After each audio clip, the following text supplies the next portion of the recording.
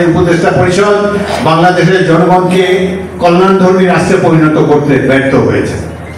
এমনকি যারা জুলাই আগস্টে যারা আহত হয়েছে, হাসপাতালে কাতরাচ্ছে। আমি গত পরশুদিন সিএমএইচে গিয়েছিলাম, আমার স্ত্রী সিএমএইচে এডমিটেড। আমি সেখানে গেলাম, পরে আমাকে ডাক্তার বললো যে এখানে অনেক জুলাই আন্দোলনে আহত অনেক ছাত্র আছে। আমি একটা ওয়ার্ডে দেখতে গেলাম, 20 জন ছাত্র সবুজ রঙের অ্যাপ্রন পরা, তারা সেখানে শুয়ে আছে। তারা আমাকে বলেছে, আপনি একমাত্র ব্যক্তি যে আমাদেরকে দেখতে এসেছেন।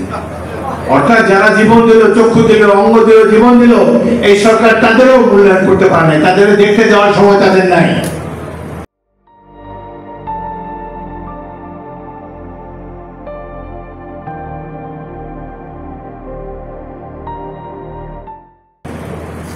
তারপরে হলো এই যে শেখ হাসিনা যে এইভাবে দেশটাকে ধ্বংস করেছে, তার কারণ তিনি গণতন্ত্রের পথ অনুসরণ করেন নাই, স্বৈরতন্ত্রের পথ অনুসরণ করেছে। তার নির্বাচনগুলো ছিল প্রহসন। আমারটা তো আপনারা নিজেরাই সাক্ষী, ঘর থেকে বেরোতে দেয়নি 15 দিন, নির্বাচনের দিনও বেরোতে পারে নাই। নির্বাচনের দিন ডিজিটাল সিকিউরিটি অ্যাক্টে একটা মামলা দিয়েছে। সুতরাং তারা এইভাবে গণতন্ত্রকে দূরে সরিয়ে দিয়েছে বলে তাদের এই পতন। আমরা 71 যুদ্ধ করেছি গণতন্ত্র প্রতিষ্ঠার জন্য, এবং এই যে জুলাই আগস্টের বিপ্লব গণ অভ্যুত্থানে অংশগ্রহণ করেছি গণতন্ত্র প্রতিষ্ঠার জন্য। কিন্তু সেই গণতন্ত্র তো প্রতিষ্ঠা হয় নাই, নির্বাচন ছাড়া কিভাবে গণতন্ত্র প্রতিষ্ঠিত হবে?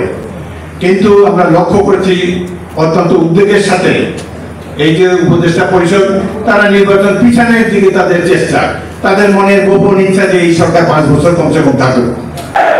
সুতরাং নির্বাচন ছাড়া তো গণতন্ত্রকে প্রতিষ্ঠিত করার তো কোনো উপায় নাই।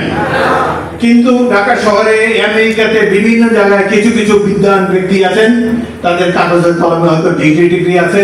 বাংলাদেশের মানুষের অতীতের দিনে স্বৈরাচারের বিরুদ্ধে একটা শব্দ উচ্চারণ করে নাই, আজকে প্রতিদিন তাদেরকে টেলিভিশনে দেখি। যাই হোক, আশা করব অতি দ্রুত অল্প সময়ের মধ্যে, ধরলাম ফেব্রুয়ারি লেটেস্ট, তার মধ্যে আপনারা ইলেকশন দেবেন। জনগণ যাদেরকে ভোট দিয়ে দেয় আমরা মাথা পেতে তাদেরকে মেনে নেব। গণতন্ত্র প্রতিষ্ঠা না হলে এই দেশের কপালে অনেক দুর্ভোগ আছে। তো আমরা আজকে শপথ নিতে হবে বিএনপি সৈনিক হিসাবে, বাংলাদেশি জাতীয়তাবাদের প্রবক্তা হিসাবে আমরা কোন ভারতের দালালকে বাংলাদেশের মাটিতে স্থান দেব না। আমরা প্রয়োজন হলে যে কোনো শক্তির বিরুদ্ধে আবার যুদ্ধ করব। আপনারা নিশ্চিন্ত থাকেন, বিএনপি সবচেয়ে জনপ্রিয় রাজনৈতিক দল। এদের বিরুদ্ধে অনেক মিথ্যা প্রচারণা হয়, কিছু কিছু সক্রিয় আছে।